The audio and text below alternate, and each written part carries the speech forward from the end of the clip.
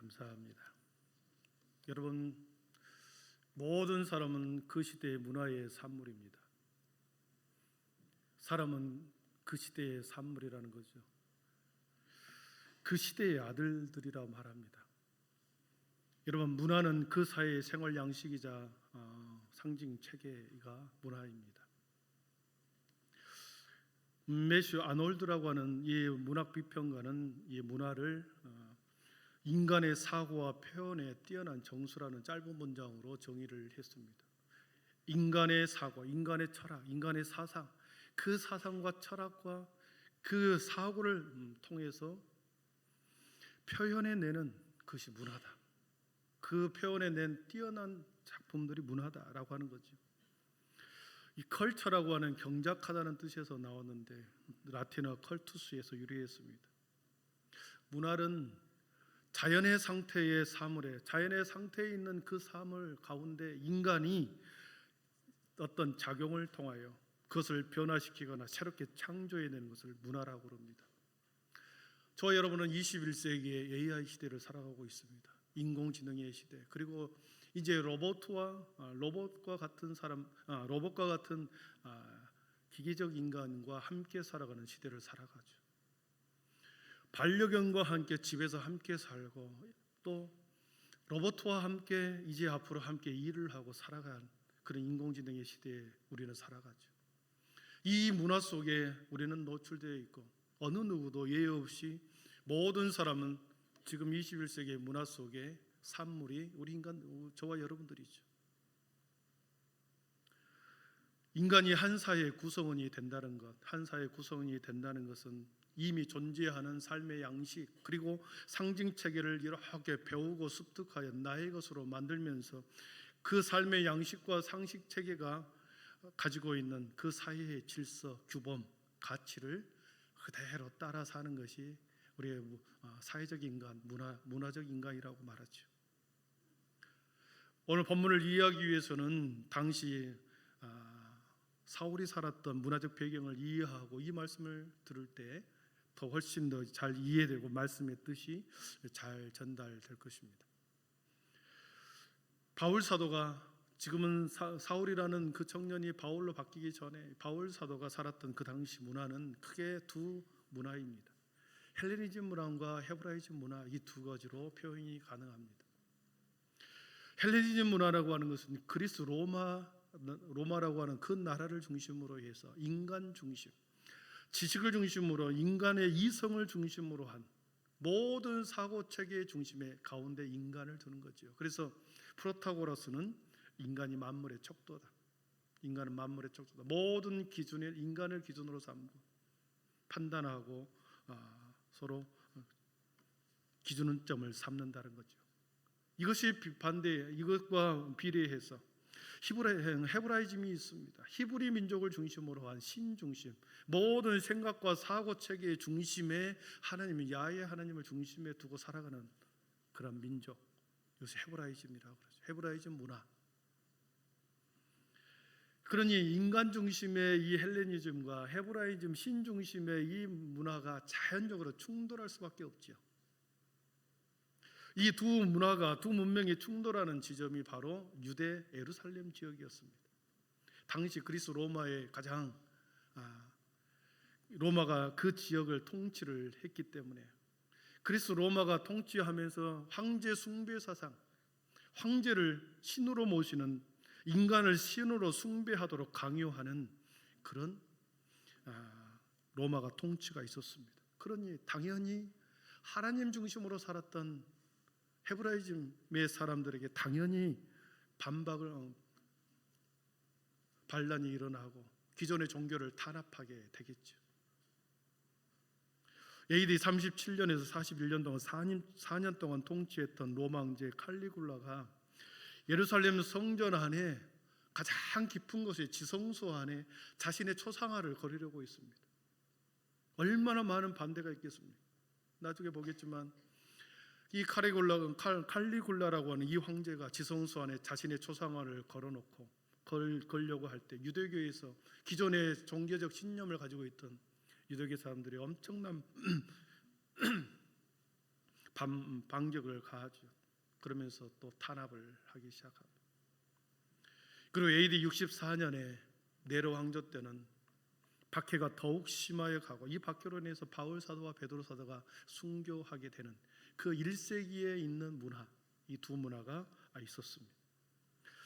오늘 본문은 그렇게 바울 사도, 사울이라는 청년이 살았던 그 시대의 배경입니다. 극적인 핵심 변화를 경험했던 사울이라고 하는 청년이 이제 3년의 시간이 지났습니다. 호련히 하늘로부터 큰 빛이 일어나 갑자기 사울이라는 청년의 눈을 멀게 하므로 그가 3일 동안 아무것도 보지 못하는 그 상황에 놓였을 그때에 박해가 극심하라는 그런 과정에서 박해가 심해지고 오히려 더 신앙생활하기 힘든 그때에 오늘 말씀 31절에 보니까 그리하여 온 유대와 갈릴레와 사마리아 교회가 평안하여 든든히 서가고 주를 경외했다 그랬습니다. 그리고 위로로 진행하여 수가 더 많아지니라 그랬습니다. 여러분, 그 당시에 박해가 심해지고 도저히 그 갈등 상황에 놓여 있는 그 상황에서 교회가 평안하고 든든히 서갈 수 없는 그런 상황이지요. 그런 상황에도 불구하고 교회가 든든히 서가게, 어떻게 해서 든든히 서가게 되었는가, 그것을 살펴보려고 합니다. 사울이라는 청년을 지난주에 우리가 성경에서는 그렇게 단 한 문장으로 기록하죠. 택한 나의 그릇이었다. 택한 나의 그릇이다. 예수의 복음을, 예수의 생명을 바울이라고 하는 사람, 사울이라고 하는 청년 속에 담아서 그 그릇으로 삼아 그 생명을 그에게 담아서 이 청년으로 하여금 앞으로 땅끝까지 복음을 전하는 일에 사용하려고 하는 그 청년의 핵심, 그 한 청년의 핵심의 사건이 단 한 사람의 청년의 사건이 아니라 인류 구속사에 엄청난 변화를 일어난 사건이었습니다. 사랑하는 성도 여러분, 하나님께서는 원대한 꿈이 있었습니다. 노아 홍수 이후에 노아의 후손들이 이 땅 가운데 퍼져나가면서 죄가 관영하게 세상 가운데 들어왔을 그때 하나님의 원대한 꿈, 이 땅에 실현하고 이식시키기 위한 하나님의 놀라운 계획이 있었습니다. 장차 모든 인간들을 구원하기 위해서 사랑하는 아들, 하나님의 본체요, 하나님의 아들이신 성자 예수님을 세상에 보내셨습니다. 이 예수님을 통하여 직접 하나님의 나라를 보여주었고 하나님의 천국을 직접 가르치게 했고 또 수많은 사람들을 치유를 통하여 하나님의 나라에 경험하게 만들어 주었습니다. 그리고 마침내 그 예수 그리스도가, 사랑하는 하나님의 아들이 골고다 언덕에서 완전한 번제의 제물이 되어 온 인류를 드려짐으로 구원의 완전한 설계도를 완성하셨고 부활하시어 지금 원래의 자리 하나님의 보좌 우편에 우리 주님은 올라가셨습니다. 구원의 설계도를 완성하셨던 그 주님, 그리고 모든 설계도와 이정표를 완성하고 난 후에 하늘 보좌로 올라가시면서 이 땅에 남겨진 오고 가는 모든 세대들에게 이 복음이 끊김이 없이 지속되고 연결되고 전파되기 위해서 이 구원의 이정표와 구원의 설계도가 계속 이어지도록, 그리고 세상 곳곳에 이 구원의 설계도가 전해지기 위해서 그 설계도를 전해줘야 할 사람이 필요했던 거죠. 그것도 최선봉에서 성령의 역사가, 복음의 역사가, 그리고 선교의 역사가 어떻게 이루어지는지를 이 사울 청년을 통하여 그렇게 보여줘야 필요했기 때문에 하나님께서는 특별히 복음의 전달자로, 십자가 전달자로서 이 사울이라는 청년을 그의 택한 그릇으로 삼으셨습니다. 앞에서 말씀드린 것처럼 다마스쿠스로 가는 가운데 그의 눈을 멀게 했습니다. 그의 시력을 잃었다. 그의 눈이 보이지 않게 캄캄하게 시력을 잃게 만든 것은 사울이라고 하는 청년의 모든 과거의 삶과 지식의 내용을 단절시키는 의미가 있죠. 눈을 보지 못하게 하고 앞으로 나아가지 못하게 하고 거기서 멈춰버리게 하고 혼돈과 무질서에 빠지게 함으로 인해서 앞으로 나아가지 못하게 하는 것은 지나온 살아왔던 사울이라는 청년의 과거의 모든 인생을 단절시키고 새로운 출발을 위한 가장 확실한 선긋기를 위해서 눈을 멀게 해버렸습니다. 인생의 터닝 포인트, 분명한 인생의 성급기 매듭을 통해서 사울이라고 하는 청년은 전혀 새로운 인생, 하나님의 꿈을 위해서 하나님의 계획을 이룰 사람으로, 그는 이 땅에 실현할 사람으로 택함을 받습니다. 오늘 말씀 18절을 한번 같이 읽어보겠습니다. 18절 가서 있습니다. 즉시 사울의 눈에서 비늘 같은 것이 벗어져 다시 보게 된지라. 일어나 세례를 받고 음식을 먹음에 강건하여지니라. 사울이 며칠 있을새. 아멘. 사울의 눈에서 비늘이 벗겨졌다고 그랬습니다. 사울 동안 강력한 빛 속에서 가려졌던 그 눈이 비늘이 벗겨졌다. 영적인 눈을 가리고 있던 죄악의 비늘이 싹 벗겨진 거죠. 바울의 과거의 모든 것들을 덮고 있던 것들이 이제 새로운 영적인 눈을 떠서 가려졌던 모든 것을 벗기심으로 사울로 하여금 새로운 영적 세상을 보게 하셨습니다. 여러분, 죄악의 비늘이 벗겨지고 영적인 눈이 떠졌을 때 사울에게 무슨 일이 벌어졌을까? 일어나 세례를 받고 음식을 먹었다고 그랬습니다. 일어났다. 아나스타스라고 하는 일어났다라고 하는 단어는 단지 자리에서 이렇게 일어나는 것이 아니라 굳센 결심, 결단을 가지고 뭔가를 행하기 위해서 일어나는 의지를 가질 때 표현하는 단어가 아나스타스라는 단어였습니다. 38년 된 중풍 병자를 예수님께서 일어나 내 침상을 들고 걸어가라 그랬을 때 일어나라, 결단을 가지고 일어나라 라고 했을 때 그 단어가 아나스타스 단어였습니다. 이 사울이라는 청년도 일어나 세례를 받고 그리고 음식을 먹었다. 새로운 일을 계획하기 위해서 세례를 받습니다. 여러분, 세례가 뭡니까? 옛사람은 죽고 새사람이 되었다는 죄사함의 표시죠. 예수 그리스도의 죽으심과 연합되고 그의 부활과 연합된 의식이 세례식입니다. 완전히 물속에 잠기고 다시 떠오르면서 그의 과거는 죽고 새로운 사람이 되었다라고 하는 표시가 세례죠. 사울이 일어나서 세례를 받음으로 그의 영적인 회복이 일어납니다. 그리고 예수님과 연합되고 예수님의 제자가 되었음을 보여주는 거죠. 그리고 음식을 먹음에 강건하여졌다. 3일 동안 아무것도 먹지 못하고 아무것도 보지 못한 그 상황에서 육체도 온전히 리셋이 되고 회복되었습니다. 그래서 영적으로는 세례를 통하여 회복이 되었고 육체적으로는 음식을 통하여 회복을 얻었습니다. 여러분, 회복을 얻은 후에 이 사울이 뭘 했겠습니까? 가장 먼저 뭘 했을까요? 20절을 보겠습니다. 20절 같이 읽어봅니다. 즉시로 각 해당에서 예수가 하나님의 아들이심을 전파하니. 아멘. 18절 19절에서 보고요. 18절 19절이 끝난 다음에 20절에 보니까 즉시로 그랬습니다. 즉각적으로 곧바로 지체함이 없이 해당으로 뛰어들어가서 예수가 하나님의 아들이심을 전파하는 180도 바뀐 그 행동을 하게 됩니다. 완전히 달라진 청년은 사울의 모습을 발견하게 되죠. 어떻게 그렇게 완벽하게 3일 만에 변화가 될 수 있었을까? 3일 동안 지난주에 뭐라고 했습니까? 사울이 뭐 했습니까? 기도 중이었다 그랬습니다. 유다의 집에서 기도하는 중이라 그랬습니다. 3일 동안 그는 아무것도 먹지 않고 보지 못하는 캄캄한 가운데 기도했습니다. 여러분, 기도는 하나님을 만나는 시간이죠. 하나님을 만나는 시간이기에 기도를 통하여 우리는 변화를 받습니다.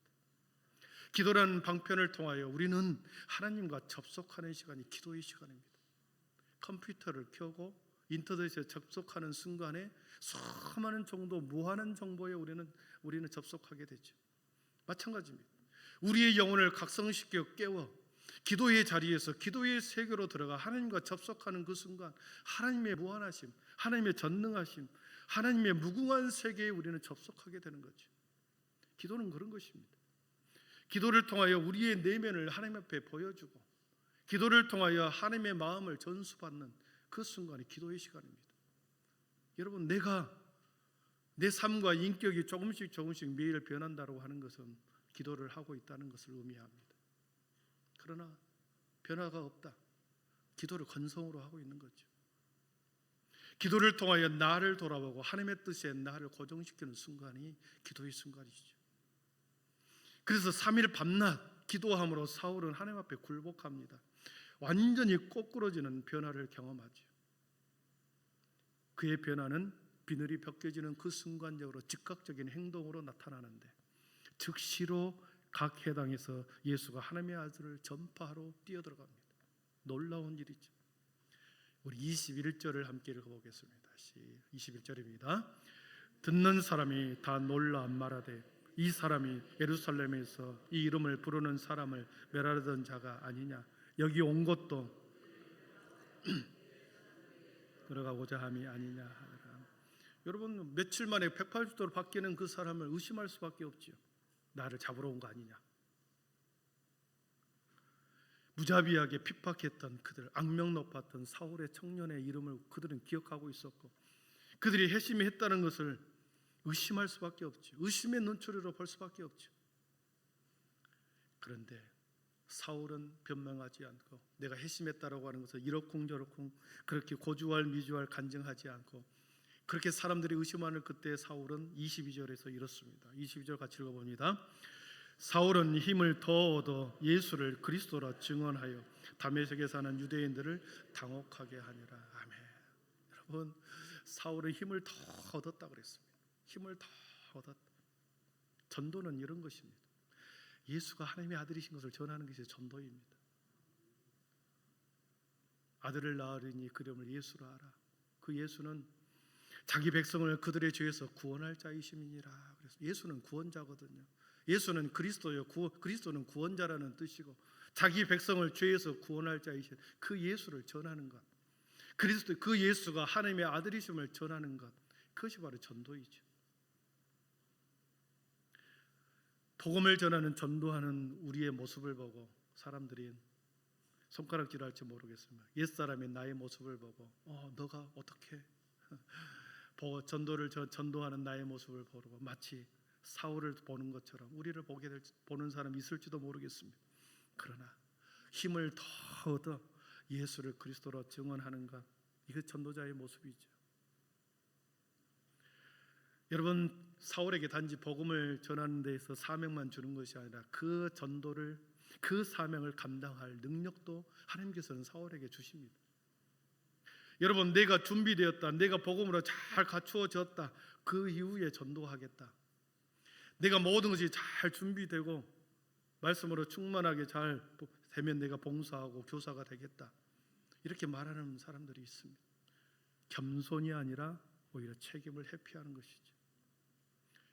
전도할 때, 우리가 여러 가지로 봉사할 때 하나님께서는 감당할 능력도 주시고 힘도 주시고 사람도 붙여주시고 동역자도 건강도 우리에게 주시는 줄은 믿습니다.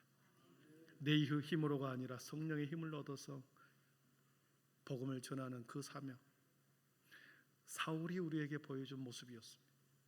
여러분, 사울이 회심을 경험한 후에 어떤 일이 벌어지는가? 23절에 보면 여러 날이 지나면 유대인들이 사울 죽이기를 공모하더니 그랬습니다. 갑자기 변화된 이 사울을 죽이려고 합니다. 그러나 여러 날이 지났다. 이 여러 날은 성서학자들이 3년의 시간을 말합니다. 3년이 지난 것을 말합니다. 갈라디아서 1장 17절 말씀을 근거로 해서 회심한 이후에 자신을 죽이려고 할 때 다메섹을 뛰쳐나와서 아라비아 사막으로 갔다는 표현이 나오거든요. 우리 갈라디아서 1장 17절 18절 같이 읽어봅니다. 또 나보다 먼저 사도된 자를 만나려고 예루살렘으로 가지 아니하고 아라비아로 갔다가 다시 다메섹으로 돌아갔노라. 그 후 3년 만에 내가 게바를 방문하려고 예루살렘에 올라가서 그와 함께 15일을 머무는 동안. 아멘. 극적인 회심을 한 후에 그가 간 곳은 아라비아 사막이었습니다. 여러 날이 지나 3년인의 시간이 지났다. 이 단어 지났다라고 하는 이 단어를 원어를 보니까 가득 채웠다라는 뜻이 있었습니다. 3년 동안 그는 뭘 했는가? 3년의 시간 동안 아라비아 사막에서 그는 무엇을 채우셨는가? 평생 바칠 하나님의 그릇으로 섬길 그가 그 그릇에 가득 채웠던 것은 여러분 주님과의 시간이었습니다. 그리고 주님과의 시간 속에서 3년 동안 온전히 채워지고 넘치는 그때에 다시 다메섹으로 들어와서 확신에 찬 모습으로 복음을 전합니다. 그랬을 때 돌아왔던 사울을 죽이려고 공모합니다. 사랑하는 성도 여러분, 사울을 죽이려고 합니다. 어디서 보지 않았습니까?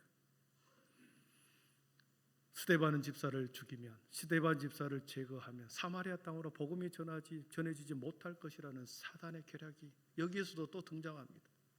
이 사울을 제거하면, 이 사울이라고 하는 청년을 모의하여 공모하여 죽이기만 하면 이 복음은 땅끝까지 전파되지 않을 것이다. 사단은 생각했죠. 그래서 공모합니다. 우리 24절 25절 같이 읽습니다. 그 계교가 사울에게 알려지니라. 그들이 그를 죽이려고 밤낮으로 성문까지 지키거늘 그의 제자들이 밤에 사울을 강주리에 담아 성벽에서 달아내리더라. 아멘. 죽이려고 밤낮 성문을 지키고 샅샅이 뒤졌으나 몰래 사울을 성문 밖으로 내보내 살려주죠. 사단은 끊임없이 우리가 주님의 일을 하는 일에 있어서 방해합니다. 그것이 당연합니다. 우리의 신앙생활을 가만히 두고 보고 있다면 우리가 아무 일도 하지 않고 있다는 증거지요. 그러나 우리가 뭔가 주님의 일을 하기 위해서 일어나 뭔가 액션을 취하려고 하는 그 순간에 사단은 우리의 발목을 잡습니다. 우리를 넘어지게 하고 태클을 걸지요. 앞길을 막아섭니다. 그러나 어떻습니까? 막아선다고 막히는 것이요? 막혔습니까? 우리를 무너뜨리려고 할 때, 우리의 발을 붙잡았을 때 무너졌습니까? 오히려 더 강력하게 그 사단의 권세를 뚫고 돌파하여 복음이 확산된 것을 봅니다. 풍랑이는 바다 위를 거침없이 배가 지나가는 것처럼 복음의 항해는 거침없이 스데반을 통해서, 빌립 집사를 통해서, 사울을 통하여, 바나바와 바울을 통하여 거침없이 이제 담대하게 전 세상으로 뻗쳐나가는 모든 과정을 오늘 서두에 기록하고 있죠. 그리고 마지막으로 오늘 본문에서 중요한 말씀이 나옵니다. 사울이 회심하여 제자들과 초대교회 성도들에게 와서 이 사울이라는 청년이 회개하고 회심하고 돌아왔다는 것을 변호해 줄 사람이 필요합니다. 적극적으로 누군가 이 사울을 변호해 주지 않으면 안 되는 상황이 놓여 있을 그때에 한 사람이 등장합니다. 우리 26절 27절 읽어봅니다. 사울이 예루살렘에 가서 제자들을 사귀고자 하나 다 두려워하여 그가 제자됨을 믿지 아니하니 바나바가 데리고 사도들에게 가서 그가 길에서 어떻게 주를 보았는지와 주께서 그에게 말씀하신 일과 다메섹에서 그가 어떻게 예수의 이름으로 담대히 말하였는지를 아니나. 아멘. 사울의 회심의 사건을 이 사울이라고 청년은 완전히 거듭났습니다. 예수의 이름으로 완전히 다메섹에서 거꾸로 지는 예수님을 경험했던 사람입니다. 변호해 줄 사람이 그가 바나바지요. 이로의 아들 바나바. 누군가를 변호해 줄 때 이 변호가 신빙성이 있기 위해서는 변호하는 사람이 메신저가 신뢰를 가져야 되죠. 말하는 사람이 신뢰가 있을 때 그 사람을 변호할 때 변호가 온전히 먹히게 되겠죠. 이 바나바는 초대교회에 신망받은 사람이었습니다. 자신의 땅을 팔아서 사도들의 발 앞에 다 두어서 모든 사람이 공유하도록 할 때 모든 성도들이, 초대교회 성도들이 그의 모습을 보고 그의 믿음과 그의 성령의 충만한 믿음을 보았습니다. 그리고 바나바를 그리고 신망하고 신뢰하고 두텁은 신뢰를 갖게 되었죠. 이 바나바가 사울을 데리고 제자들에게 데려가 보증을 시켜줍니다. 사랑하는 성도 여러분, 한 공동체 안에서 이런 바나바와 같은 사람이 많을 때 그 공동체는 반드시 함께 세워지고 든든히 세워지게 되는 것입니다. 서로를 변호해주고 서로를 감싸주고 서로를 이렇게 위로해주고 서로 도도해주고 중보기도 해주고 이러한 바나바와 같은 사람이 교회 안에 많이 있을 때 그 교회는 평안하고 든든히 서가는 것이죠. 그런데 반대로 공동체 안에서 자신도 그 공동체 안에 있으면서 목회자를 비방하고 성도들을 서로 이간질하고 신앙과 믿음을 약화시킨다고 한다면 그 주님의 교회는 매우 위태롭게 되지 않겠습니까? 교회 안에서 서로 인정하고 감싸주고 사랑하고 허물을 감싸주고 그리고 주님의 중보 기도를 통해서 주님의 선한 도구로 쓰임받게 바나바와 같은 우리 모두가 되기를 축원합니다. 그렇게 됐을 때 어떤 일이 벌어지는가? 31절입니다. 같이 읽습니다. 말씀 읽고 말씀을 정리합니다. 31절입니다. 그리하여 온 유대와 갈릴리와 사마리아 교회가 평안하여 든든히 서가고 수가 더 많아지니라. 아멘. 유대와 갈릴리와 사마리아 교회가 평안하게 든든히 서가고 수가 더 많아졌다고 그랬습니다. 두 가지 이유 때문이죠. 초대교회 안에 바나바와 같은 사람들이 계속 많아졌기 때문에 교회가 든든히 서가는 것이었고, 두 번째로 외적으로 앞에 서두에서 말씀드릴 때 칼리굴라라고 하는 이 황제가 지성소에 자신의 초상화를 걸어놓으려고 할 때 유대 교인들이 엄청나게 반대를 합니다. 유대교 사람들이 이 로마 황제의 전행을 막기 위해서 모든 사람이 똘똘 뭉쳐 투쟁을 합니다. 헬라 문화에 로마 황제에 대해서 반대의 투쟁을 합니다. 그러다 보니 이 유대교 사람들이 초대교회를 박해할 예수의 제자들을 박해할 여력이 없었습니다. 그래서 초대교회는 든든히 서가 했던 거죠.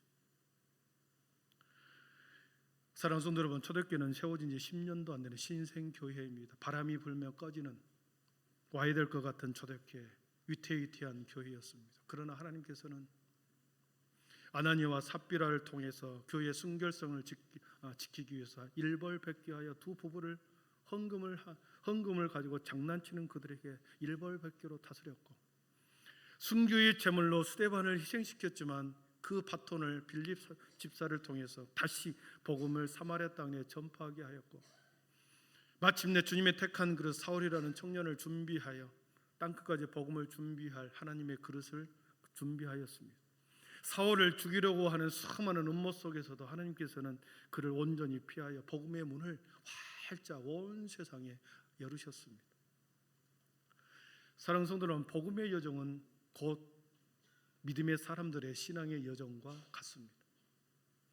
복음의 여정, 믿음의 사람이 하나님 앞에 선택된 하나님의 사람이 살아가는 모든 과정은 믿음의 성도가 온전한 신앙을 갖기 위해서 부단히 노력할 때 사단 마귀는 그 성도를 주목하여 무너뜨리려고 합니다. 그러나 하나님께서는 결코 한 번 선택한 하나님의 백성을 놓아주지 않고 무너뜨리지 못하도록 하나님의 사랑이 강권하여 그를 붙들고 계십니다. 그리고 마침내 그 사람을 통하여, 그 교회를 통하여 하나님께서는 하나님의 역사를, 하나님의 꿈을, 하나님의 계획을 실천해 가시는 것이죠. 시편 기자의 고백이 저와 오늘을 살아가는 저희들의 고백이 되기를 기도합니다. 제가 읽고 말씀을 정리합니다. 내가 주의 영을 떠나 어디로 가며 주의 앞에서 어디로 피하리이까?